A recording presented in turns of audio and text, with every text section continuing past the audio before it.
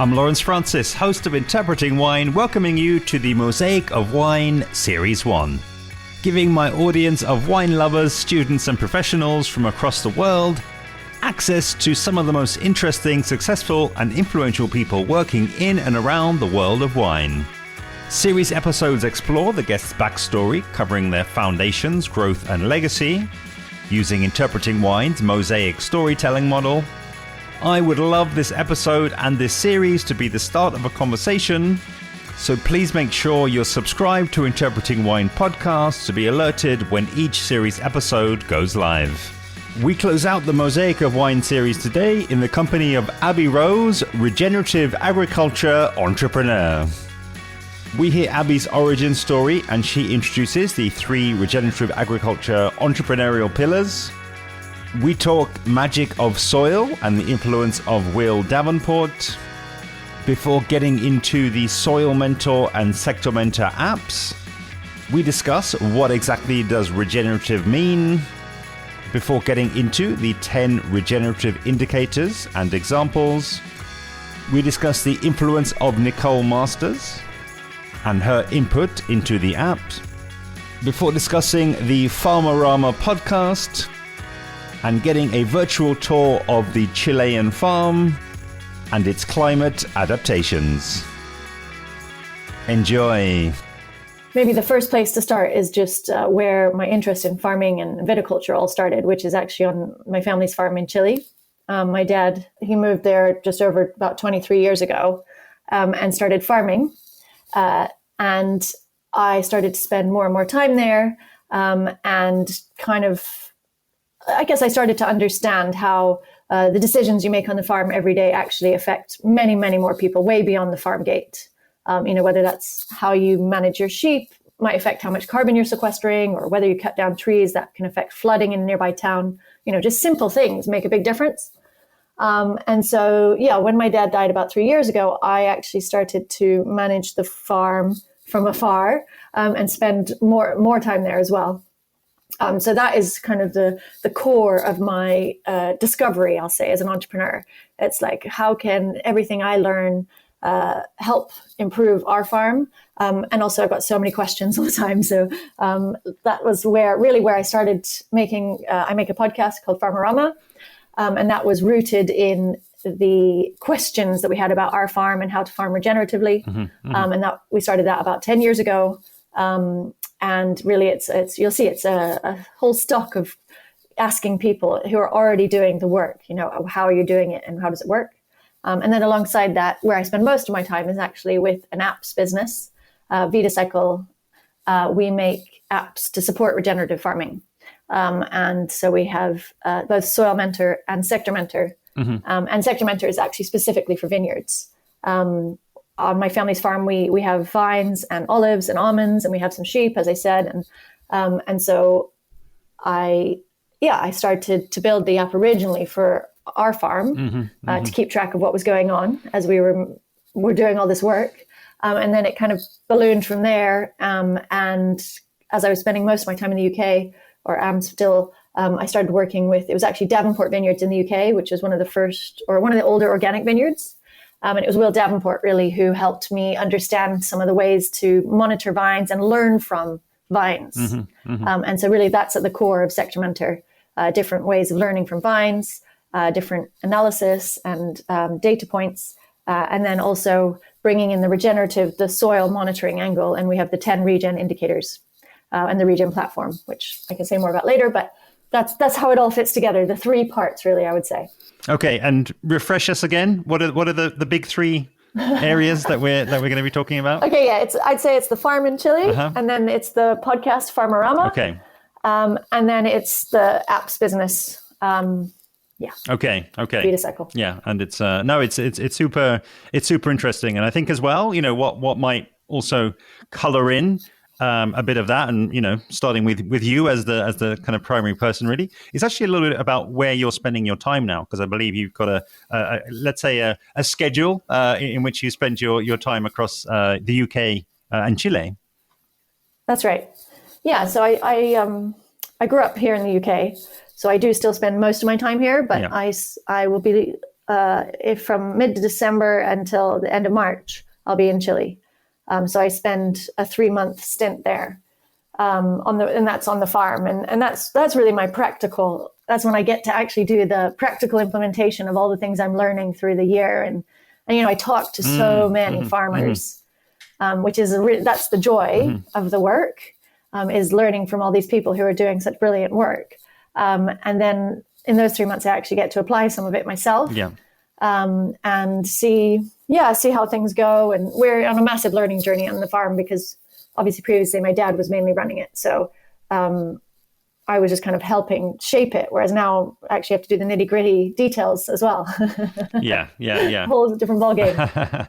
Yeah, and again, I'm sure, and again, I'm super interested to talk about the podcast, really, because I think, you're one of the few people that I've met that have got podcasts, where I think I can definitely relate in terms of the podcast actually kind of scratching your own itch, and kind of, I guess, getting you in front of people who you can learn from. And, I presume also occasions come when people that you can help as well. I'm sure it sort of does go in both directions. So I believe also there was, in this, the journey that we've again covered there at a relatively high level, you did mention in the kind of pre-work around really, digging a hole in the earth and kind of getting inspired, I guess, by what you found there. So please, take us into that part of the story. Yeah, that's true, actually. So I guess, I started doing the farming work and was really excited by it all for at least 5 years before I actually got excited about soil. Because I don't know, I guess I just always thought it was kind of dirt, that brown stuff, and kind of held up the plant. And everyone said it was important, but and I knew it was important, but I didn't really understand that until I actually started to dig holes. And I was working with. It's a farming, one of the most interesting and innovative, I would say, farming groups in the UK, Pasture for Life. And we were working with them, and they were doing an inquiry into how could farmers monitor the pulse of their soils? How could they go out and just sense what is it? Is it healthy or not? And in that inquiry, I got involved through the app stuff and started to dig holes with farmers and to look using a few different tests. So simple things like, how deep are the roots going? How many earthworms are there in this hole? And then some more complicated ones too. But yeah, it was insane. Started to dig those holes, and I heard the stat: in one handful of healthy soil, there are more living organisms than there are people on the planet. And I feel like if you really digest that stat and let it mull, it's absolutely mind-boggling.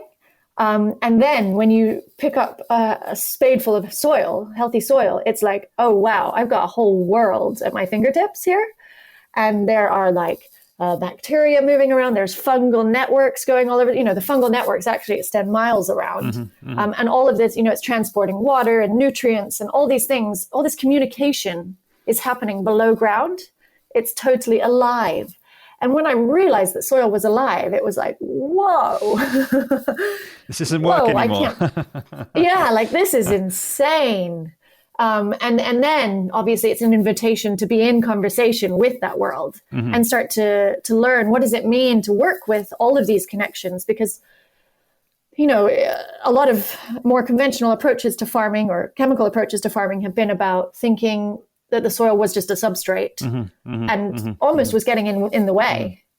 And so how could we just override that? Whereas the regenerative and more biological understanding of soil is like, wow, we've got an amazing resource here that's doing a lot of work. How can we work with it? How can we tune in and let it be the nourishment and let it drive the system and work with the system?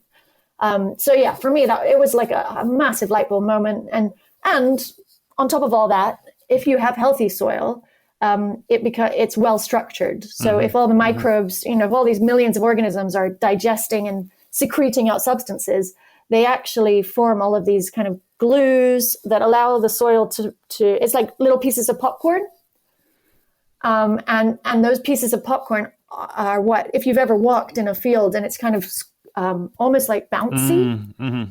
That's when the soil has this really great structure, and all of that popcorn means that there's like lots of air holes in there, so water can infiltrate easily. You don't get flooding in the same way. Also, the water then gets filtered, so the water that comes out into the rivers, is much cleaner.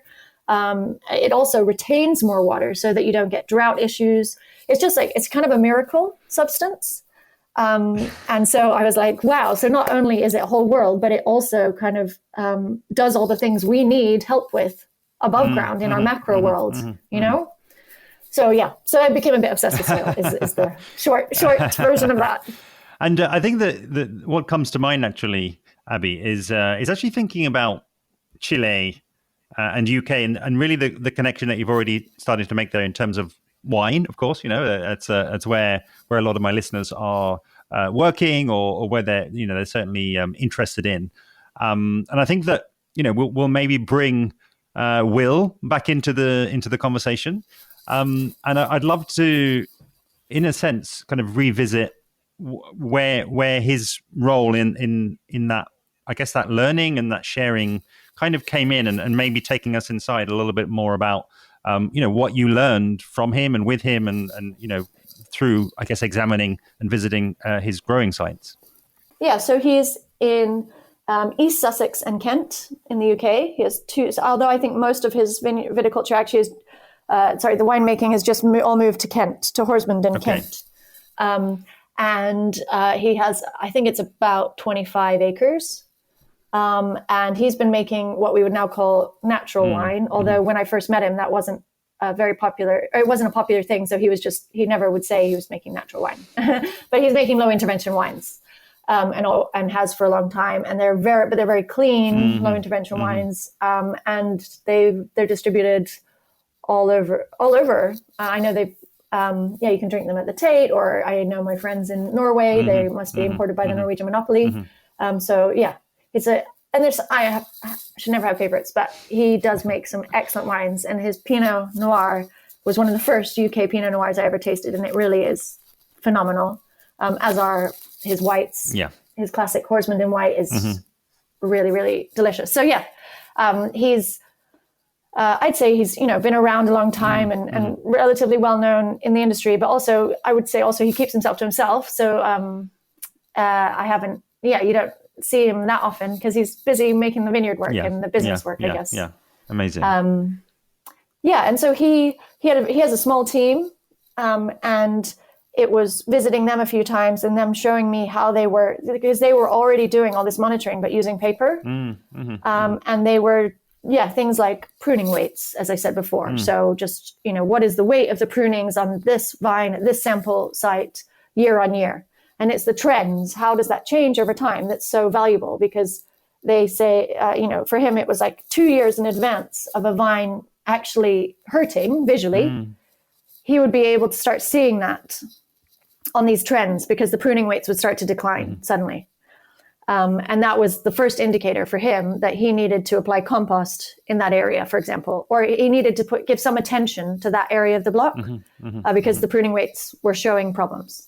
Certainly, I know a lot of vineyards don't bother with it because it was so much work, but they had found methods to make it easy. And then, of course, with our app, it made it really easy to learn from that. And we plot all the graphs so that it immediately turns that into something that you can then make a decision about how you're going to do your pruning. If you just go to these sample bays first, it can inform how you're going to do things this year.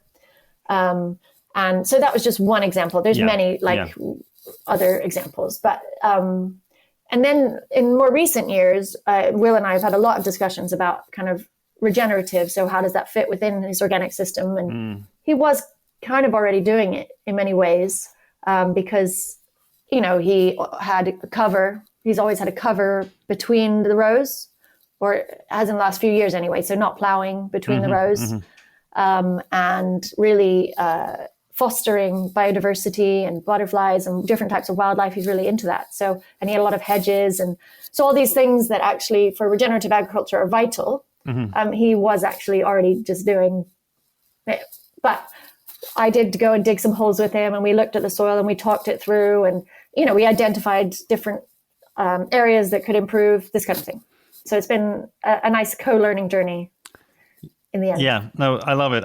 And again, I think just another for me, another tick for wine. It's just that, I guess those wines could get out there and they could influence you, just as a wine drinker, and you could just say, wow, this tastes amazing. And in a sense, that can form its own kind of rabbit hole, can't it, to go down. Absolutely. You can start with something that's just delicious, and somebody just puts it in a glass for you, and you're like, wow, that's amazing. And then you just want to know more about it. So I think that's, again, one of the huge powers that I see as wine, to sort of draw people down in a way that a lot of other produce coming out of the same soil kind of, wouldn't have the opportunity to. 100%. I think that's the power of wine. And that's kind of one of the things that really excites me about wine is that the storytelling is done all the way through. And I mean, the people who are drinking wine, I mean, the story already is so important. Like, that's what forms the experience. And that's not true of milk, for example. I mean, some people it is, but that's real minority. So wine is, well, it has a label on it, which already has a space for a story. And that's where you can share these kinds of things. And there's a magic to wine as well. Yeah. And that is also what can bring, I guess there's a magic to soil in my mind. So it's like, I do think wine can bring soil alive. It's almost, it's a way in as to this world, other world. Yeah. So. Yeah. And is the term regenerative, is that almost then the link between Will and that learning there and the farm in Chile? Was that kind of where that, how do those two piece together, I guess, is what I'm trying to ask. That's a good question. It was more random than that. It was that, so I had created the app for the farm in Chile, and we actually put what they call or contactless tags on each tree, on each olive tree. And someone in East Sussex or someone in the UK wrote an article about it, what we'd done in Chile on our farm. And then Will happened to read the article and got in touch with us. So Amazing. It was actually, that way around, because I guess he had for years thought about using this contactless tags technology because he had it on his sheep. And he was thinking, how can we use it in the vineyard to make it easier to, learn from all this data? So it was something he was already thinking about, and then we had happened to have done it. That was the link. Amazing. In the end. So let's in essence, I'd like to kind of flip the story around and kind of go into the app as it is today, because it feels as though, I think once we get a clear picture on what it is, what it does, how people are using it, the kind of the more concrete elements of it, let's say, then I think that will leave us, freedom to explore the podcast and the learnings and the challenges that I'm sure have kind of come along the way. So give us that, again, relatively high level, and then we can dig down into what are some of the applications of the app. Yeah, totally. So I think probably the best place to start is in Sector Mentor. I already talked about some specific viticulture reporting, but we have what we call the Regen dashboard. And that's also the core of Soil Mentor. And that's something that we developed in partnership with Nicole Masters. She's one of the world leading regenerative thinkers, I would say, and practitioners. For anyone listening, she's written a brilliant book called For the Love of Soil, and I highly recommend it. It's, for me, one of the best books out there on soil. And so, we partnered with her and we created what we call the 10 Regen indicators, and then the Regen platform. And that allows you to go out and monitor these 10 things. And then using the software, you're able to see are your results in the red, orange, or green compared to what the scientific expectation is for your biome, your rainfall, your soil type, and the farming type. And then also, how do you compare to others who are in a similar situation? So you can do a bit of benchmarking. And then also we have kind of words from Nicole about what questions she would ask herself if she found this result in this situation. So, like, have you tried deep-rooted cover cropping in this position? Would you, thinking about, from a regenerative approach, what would be the next steps to improve on this result, to improve this regenerative indicator? So that's what the Regen platform really brings. And then Yeah, it's combined with, we have a lot of photos, because one of the things I learned early on in farming is that a value of 3 isn't worth that much if you don't have a visual record to support that. Because obviously the values can give you trends, but actually the visuals, it's just got so much information in there when you can see a picture of what happened. So we do put a lot of emphasis on imagery, and then turning that into reports and analysis that really helps people to make decisions. So it's a very practical tool. It's really, almost everything in it has been developed in collaboration with different practitioners on the ground. So like Will, but I mean, he was just the beginning. Then, I worked with Matt Strugnell at Ridgeview. He really helped us develop the phenology tool. And Dan Rinke in Oregon, he really helped us improve on our vine health indicator. So yeah, it's been really like an evolution through different practitioners and how they use data to their best knowledge. It's so hopefully that gives an overview. Yeah, and it's exactly what the direction that I hoped you'd lead us in, because as I was preparing for today, it did occur to me that I think that, again, maybe for myself or maybe it's something that I see or that I feel is just that that there are just so many different terms around doing better for the planet, sustainable, regenerative, organic, and biodynamic, and these things I just feel as though in some ways as well they've been corrupted in terms of marketing, and if you slap the right label on a bottle of olive oil, then people will pay 5 times for it, or you've got to have that description for wine, and that one for cheese, and that one for milk. But I hope and I believe in what you've got there. Then you'd be able to synthesize, I guess, and tell us what is at the core then of regenerative or regenerative operations or regenerative living. That kind of what are those 10 regenerative indicators actually in support of, I guess, is my question. Yeah, no, it's a great question. And I think I have ever-evolving answers to it, but I'll give you my answer today. Great. And I think where regenerative sits in all of that is that it is about working with life. And it's about a respect for living ecosystems and systems and working with them. So that's slightly different than the core of sustainability, where sustainability can be about recycling. And I would say recycling isn't really in the same realm as regenerative. It's important. I'm not saying it's not important. I'm just saying that it's slightly different, because regenerative would be more about composting and finding ways to have systems that actually start the life cycle again, rather than just reusing something as long as possible before it becomes waste. So in a regenerative system, there isn't waste. There's just cycles. So I think, and again, organics fundamentally, I think many organic practitioners work in regenerative ways. But if you look at the actual definition, when you get an organic certification, really it means that no chemicals or no artificial chemicals and pesticides were used in the production of this. And I think there's many, and so most people are doing more than that. And so I think a lot of organic practitioners are very frustrated by the distinction.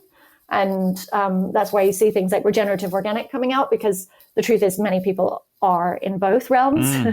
But yeah, it brings the distinction of where you're working organically and you're building, you're just reaffirming that you're building life in that system, and not just using alternative chemistry, let's say, that ticks the organic standards. And then biodynamics, I would say that's probably the most similar often to regenerative, although again, you can just tick a few boxes and hit a biodynamic standard without too much thought going into it. So yeah, this reverence for life, if you bring that to your biodynamics, then I would say it's very much aligned with regenerative.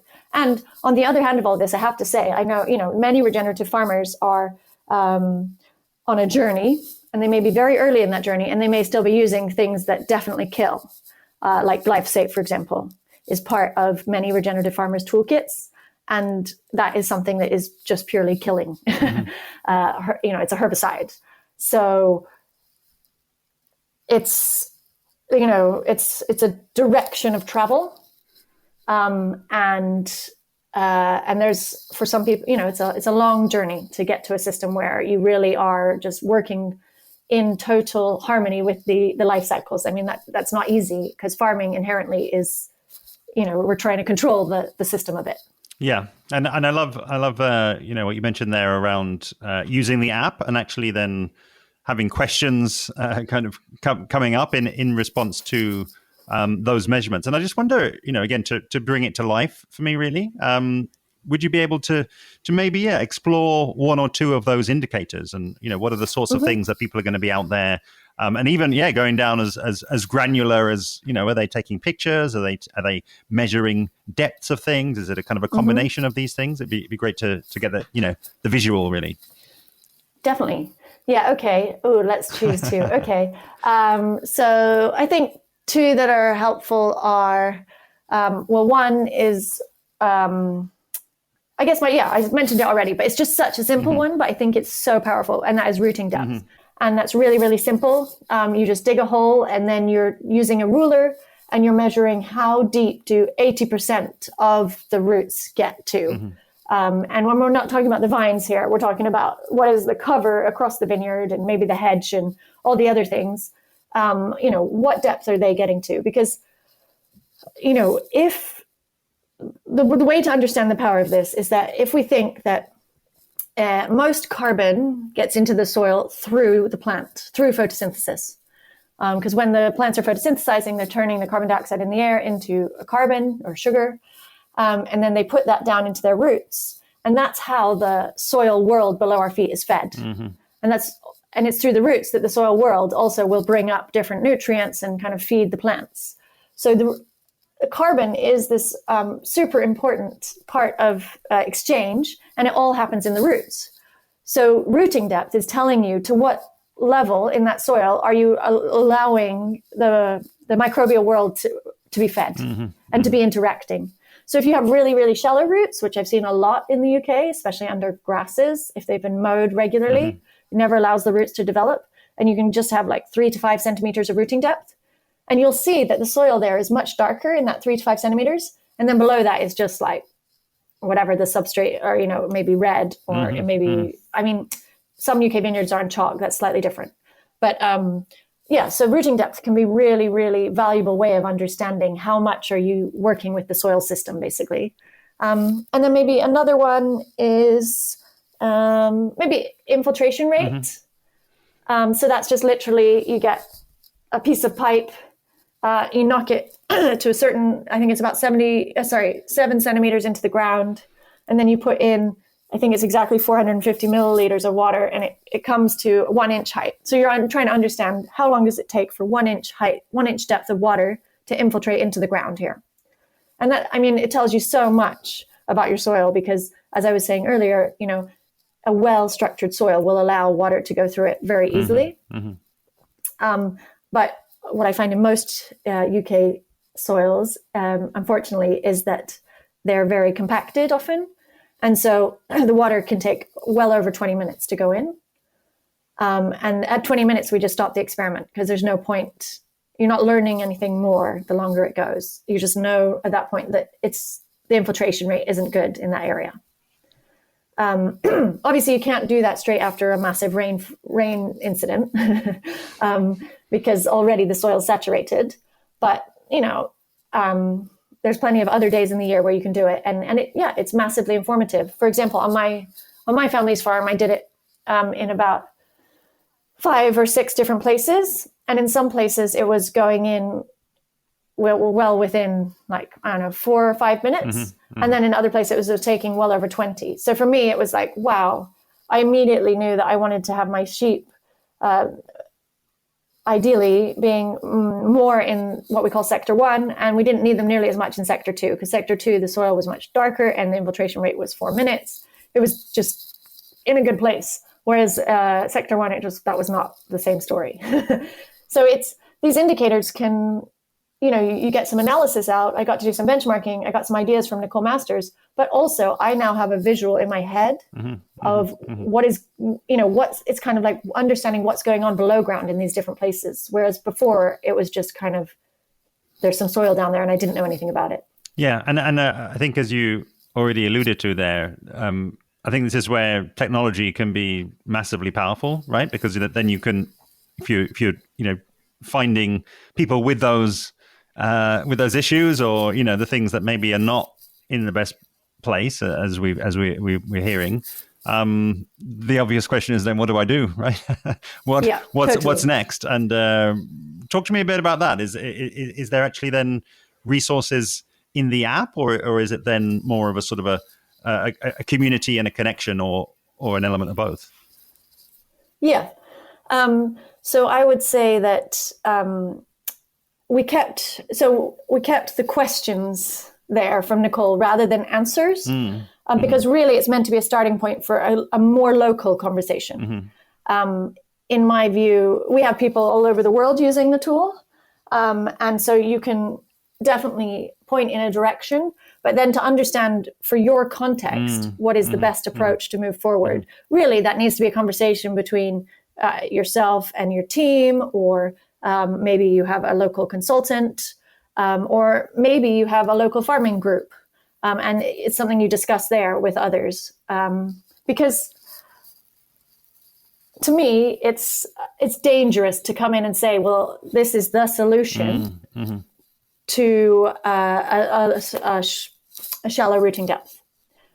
Because in my experience in farming, there is no one solution. It depends on your own personal context. Like, is this an externally owned site and you're just implementing for a external owner, or is this your family's vineyard and you're all going to be there every day of the year, and you want to have this type of legacy? Those kinds of things matter when you're thinking about what you're going to do next in the vineyard. And that's the kind of stuff that, I don't think it fits in the algorithm. Let's say it that way.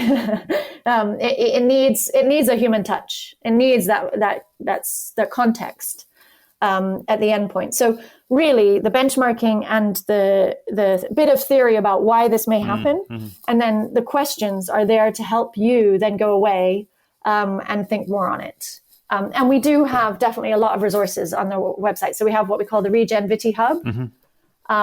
And that is a series of different recordings, hour-long recordings of different practitioners around the world who are telling us in their system how did they approach the problems they had in a very practical way.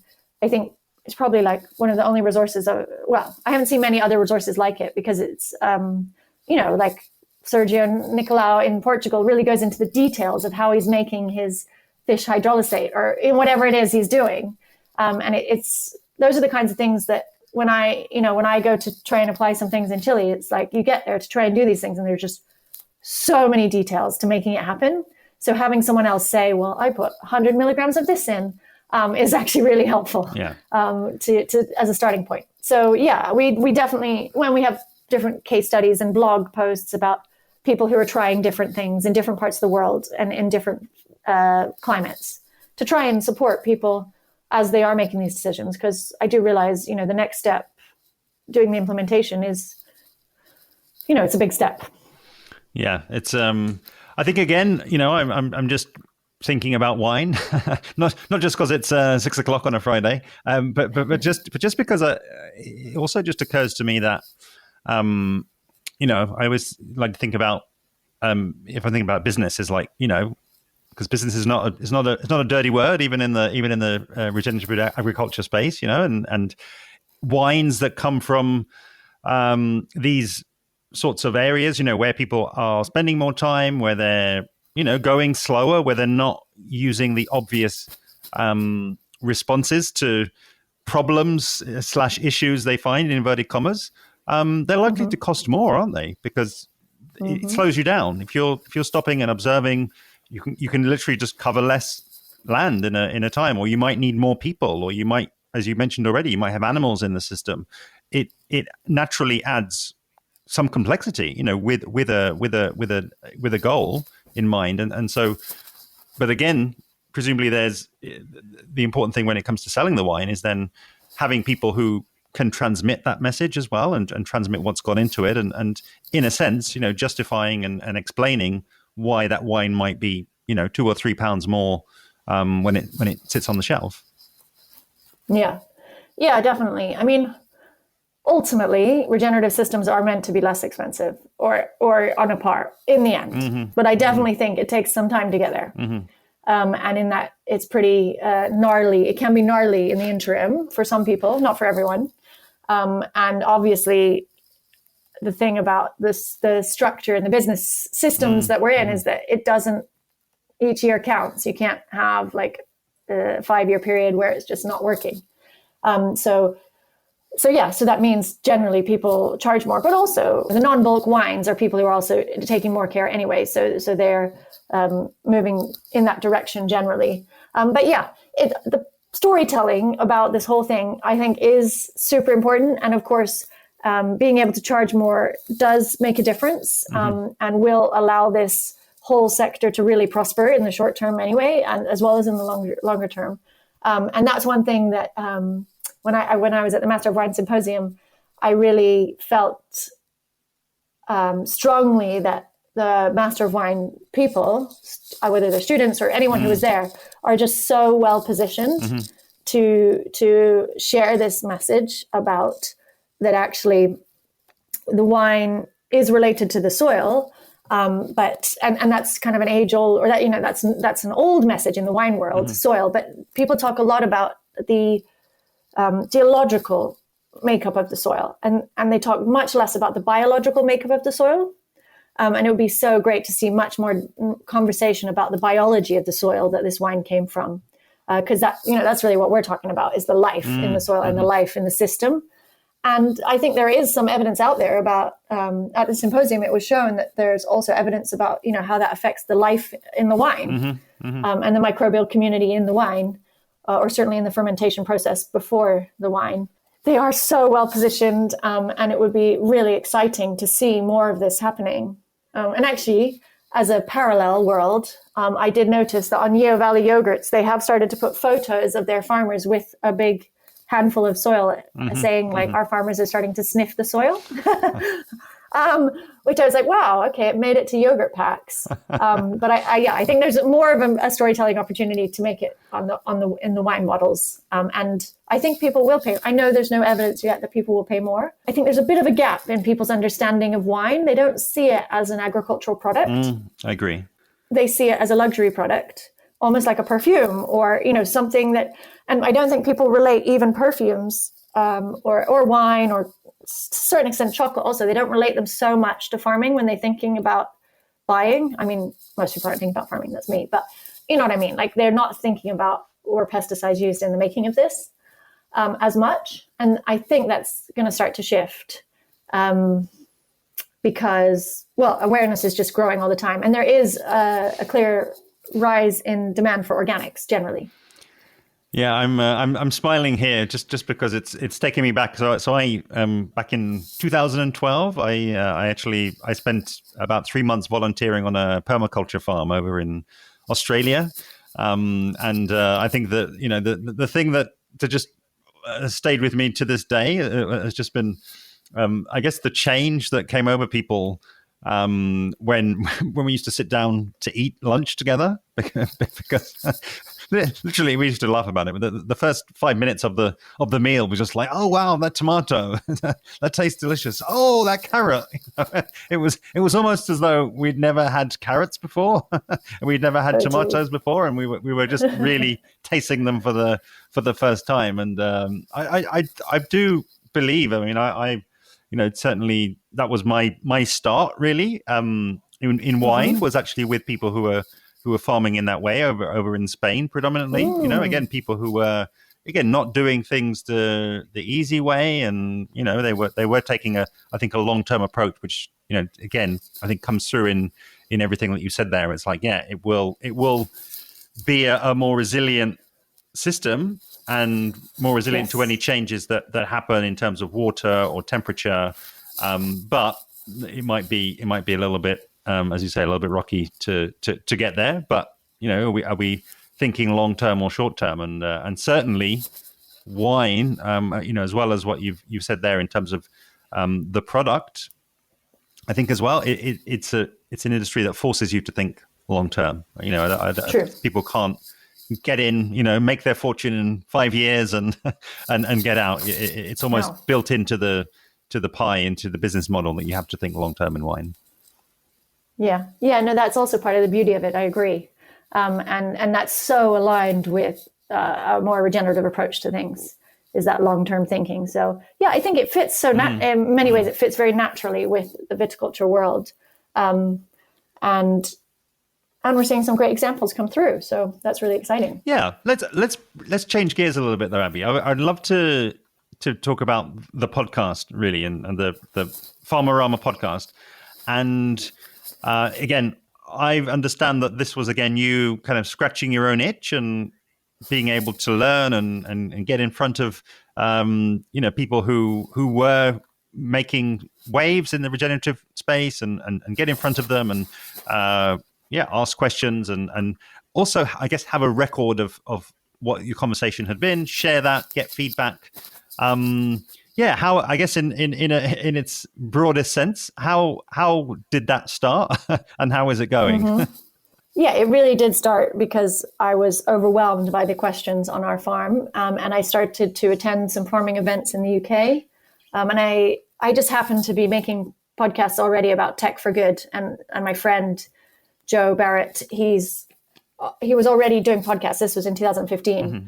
Mm-hmm. And he's an amazing editor. And we both went to a farming event together. And that was the start of Farmerama, actually, was going to this farming event and just seeing that, there were amazing things happening. Like people had these like bubbling compost tea makers, and there was a person who had a stove that made biochar at the same time as heating the house. And people had really created these cool things. And then we left the event and there was just no sign of it. You couldn't find anything about that stuff online. It was like this hidden world. And we realized, oh, wow, the farming community is very isolated. They come together at these events, but actually there's not that much documentation of it. And so a podcast is the perfect way to capture some of that knowledge and then make it available so that everyone else who wasn't at the event can also learn about it or be reminded about it. And then, so it's reflecting back kind of the farming community onto itself, as well as allowing others to start to look in and see what's going on. And of course, in farming, like as many viticulturists know, you spend a hell of a lot of time out in the vineyard using your hands, and you can listen to anything. You can't watch something, but you can listen. So podcast is actually a brilliant format for people who are doing the work on the ground.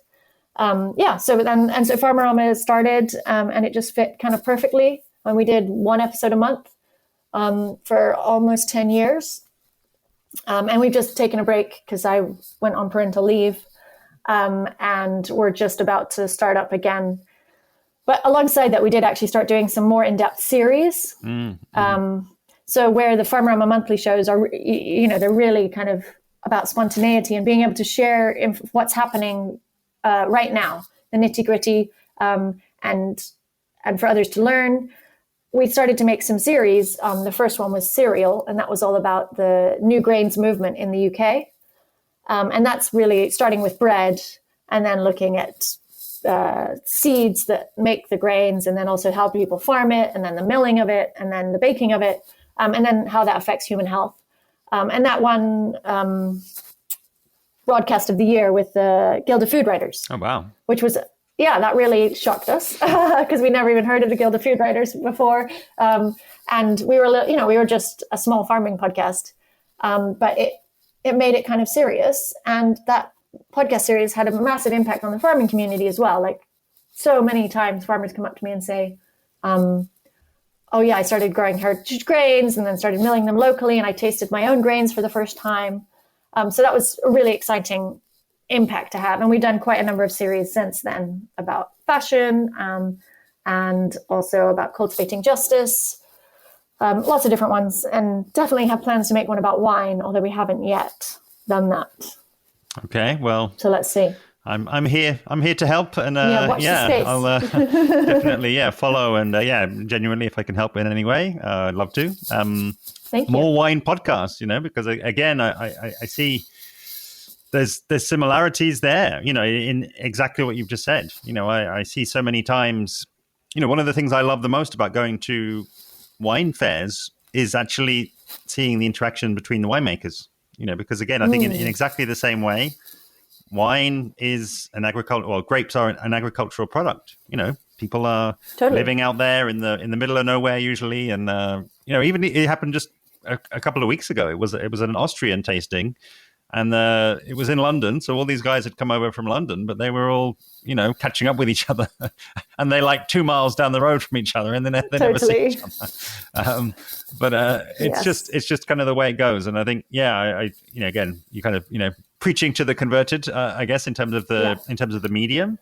But it's just so powerful, and I think that I really like that distinction that you drew there in terms of creating a series and where you're maybe going in for more I guess research and a production value, let's say, versus this a monthly episode where it's maybe slightly more about your learning, about what's been happening, and again more of a sort of a diary almost, a sort of a record of your own learning for yourself, but then doing so with the open to the world as well, so that they can be learning, and it's really powerful, and people can and will be inspired, I think, more than ever come up to you and meet you, because it is just one of the most intimate medium, I would say. It just people take you everywhere with them. You never know where they're going to be listening. Totally. And the thing I think is so wonderful about audio is that it's much less intimidating. Like I've had some amazing, in the early days, we got some clips from farmers where I asked one farmer to interview the other just on their phone and send it to us. And so then you get this really intimate discussion. This one was actually about beauty. It was two Welsh sheep farmers. And it made me cry listening to it, just because I was like, wow, these are such moving answers. And because it's audio, I think people, they're happier to share with an integrity that sometimes I think on video, it's just a little more in your face and you feel a bit more self-conscious. Whereas there's a bit more anonymity when you're just speaking. It's just your voice that's going out there. And you can feel a bit safer with that. Yeah, 100% agree. And, I see sometimes, when you see the sort of behind the scenes shot, even of people now filming video podcasts, my view is that it actually does take something away. Just because when you see people there and they're sitting down and they've got the makeup on and you've got a face there, so we can get this camera from that side and then we've got this massive key light, the softbox, and it's like whatever your image is of a film set, it's that, isn't it? It's like there's a whole production there, and you're quite right. I think was it Welsh sheep farmers standing out in a field with their mobile, the technology is there to make that sound pretty damn good, without losing enough. The soul. Yeah, totally. And it's like, the medium is important, and the medium says people will listen because of the imperfections, not sort of in spite of them. So totally. Yeah, I love it. I love it. Let's, in kind of as we look to closing, I'm just aware that we haven't spoken too much about Chile, and I thought it might be also an interesting time of the year to talk about it. I guess your time in Chile is fast approaching. So yeah, I guess in whatever way makes the most sense, kind of bring us up to date on what you've got kind of going on over there. Give us that sort of drone's eye view, that kind of snapshot over there. And then also, maybe one or two examples of regenerative, I don't even want to say necessarily interventions, but, maybe observations, opportunities maybe that you see over there in Chile that we can't do here, and maybe, showing us something of the unique nature of what you've got going on over there. Totally. Well, I mean, we're only farming on about 15 hectares. There is actually it's 300 hectares, the land. but we only farm 15 of it because most of it's steep ravines and it's all native forest. So we're surrounded fully by pine forests, pine plantations. And then we're in the coastal hills, about 30 miles from the sea, and maybe 30 miles from the Andes. You're never far from the Andes in Chile, always. And it's a Mediterranean climate there. And we had a fire come through in 2017. In 2017, that's when the big wildfire started in California as well. But it was in January just before that they happened in Chile. So it was something like 6 million acres burned. And we were just a small part of that, unfortunately. So we had planted 8,000 olive trees and many of them were too young to survive a fire. So we lost about 75% of them were lost. So that was a massive setback to the farm, as you can imagine. So we're still kind of building back up from that. So we have this year we had about 1,500 olive trees that were in production. And we were making our first olive oil since the fire. So we did make some before, but since the fire. So that was really exciting. So I'm excited to go taste that just at the end of this month. That will be new. And then we also have 6 acres of grapes. They're Pais grapes. So they're over 100 years old, really thick trunks. And they were there before we got there, obviously. So we have a lot of fun. My dad actually used to make the wine. So since he died, I started experimenting with making wine. I haven't bottled one yet. Still learning. Too good to bottle, obviously. Yeah, too good. Exactly. Thank you. Thank you for that, Lawrence. That was very kind. But we have some really great neighbors around who are excellent winemakers. So we do have some good help and direction. And so we're getting there because obviously the products that I would like to be having, we haven't been selling products since my dad died, but the products we would like to have in the mix are some of the low intervention wine, and then an olive oil, regenerative olive oil. And then we do also have some sheep. Mostly they're there for building soil and we graze them between the olives and in the vines. We do sell some sheep as well around Christmas time. But it's only like 10 to 15 sheep. And then we have our vegetable gardens and our fruit trees and everything. So that's kind of how it all comes together. And the regenerative practices we're doing, one of the biggest things that I'm investigating is how to build a fire-friendly farm. Because, and this is something actually going to your permaculture in Australia reference, I think the Australians are asking these questions as well. And I'm following a few people and I need to talk to them really because, experiencing fire like that, it's like either we could go down the route of having massive fire corridors all around the farm, fire breaks, and like concrete up all the roads. And, concrete doesn't burn, dirt doesn't burn either. So we could turn all of the soil. But we don't want to do that. We want to have a buzzing place of life. And when a fire comes, that we can work with that or that we can do small burns in the interim so that, we're in a better place if a bigger fire comes. So these are the things we're investigating. I guess the other regenerative practices, I mentioned a few. We have full ground cover at all times. And we have been grazing the sheep.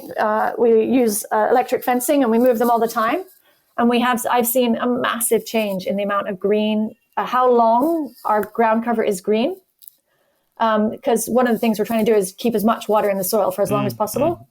And so, we're seeing green growth still well into February. Whereas before, all of the green was gone from the field by mid-December. Again, there's 1,000,001 questions, and I think it's good to have a destination in our podcast as well, and have a close point. So, in closing, I'd love not only to share where people can contact you and share details of some of the resources, but I believe there are also some other quite practical ways that my listeners can also get involved. Sure, yeah. So at Vitacycle, we just released our Regenerative Agriculture Hub. So that's a library of expert advice or practical advice, I would say, on-the-ground advice from pioneering practitioners across the world. So it's an amazing resource, and you can go watch the videos, but also there's a summary of what each of those practitioners is sharing about and doing and the experiments they've done. So I highly recommend accessing that. And you'll also find information about how to do each of the 10 regen indicators there. So, whether you're interested in insect mentor or not, you can go and find out how to do the 10 regen indicators. And there's little videos of how to do each one. So you could go and dig a hole anywhere and just do them for yourself, no matter what. So I highly recommend doing that. Not everyone has a hole they can dig, but if you do find some soil you want to dig into, you can use them as a guide. And then, our website, vines.vitacycle.com. You can sign up to our newsletter. That's where we send out information about the regen indicators. We have some videos of Nicole Masters saying why each of the regen indicators is valuable and important and what you'll learn about in terms of your plant health and soil health. And so, all of that's on our website, free to access. A huge thanks to today's guest, Abby Rose, Regenerative Agriculture Entrepreneur. As I'm sure you can tell, I loved revisiting these topics and so happy to support the amazing work that you're doing. Make sure you visit vitacycle.com, the link is below, to learn more about the farm in Chile and find their main social media handles. And why not reach out to Abby to let her know what you thought of the episode and ask any questions that it might have raised. That brings the Mosaic of Wine Series 1 to a close, and all that's left to say is a huge thank you to all 12 series guests. Appearing from episode 564 right through to 575, we had Maylu Lambert, Richard Hemming MW, Sarah Jane Evans MW, Peter Aris, Amber Gardner, Jenny Hemmer, Julian Gore-Booth, Breestock MW, Andreas Vickhoff MW, Milena Berman, Barbara Drew MW, and of course, Abby Rose. I've been so inspired by our conversations that I've already started work on season 2. And if you know someone I should be speaking to, why not reach out to me at hello@interpretingwine.com or shoot me a DM on Instagram @interpretingwine. And of course, make sure you're subscribed to the podcast wherever you're listening to be alerted when that series goes live. See you soon.